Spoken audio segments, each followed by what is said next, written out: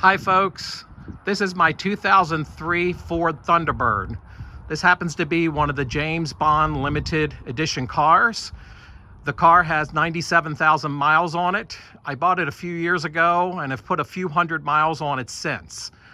The car has recently been limping or hesitating or misfiring. I've seen a lot of different descriptions for it online. So one of the very first things I did was to replace the coil on plugs and the plugs themselves, because I have no idea how many miles may have been on the old ones. I want to point out that on this, the passenger side, that is known as bank 1, and here on the driver's side is known as bank 2. I finally got the car to throw a P0172 error code. That system is too rich on bank 1, which is again the passenger side. So because, as I said, I don't know the maintenance history of this car, I decided to replace next the oxygen sensors. I'm posting this video because there's a lot of controversial things out there about the oxygen sensors and which ones to use.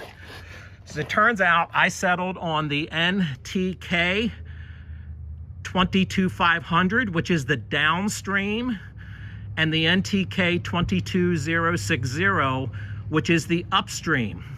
You've got 4 of them on this car, one on the passenger side, a set on the passenger side, and a set on the driver's side. And I wanted to show you where they are on this car. I first want to point out that I've used 3 different points to jack this car up, 2 jack stands, and then the jack itself is a 3rd. Safety. Folks, safety first on all of these jobs. Anyway, the oxygen sensors, I'm at the front wheel, driver's side, and as you go inside here, you can see those 2 rusty cylinders there. They are the catalytic converters. And if we go in further, here is the upstream oxygen sensor, and on the other side is the downstream oxygen sensor. And it's the same thing on the other side as well. This happens to be the wiring harness right here in front of the transmission for the lower or downstream oxygen sensors.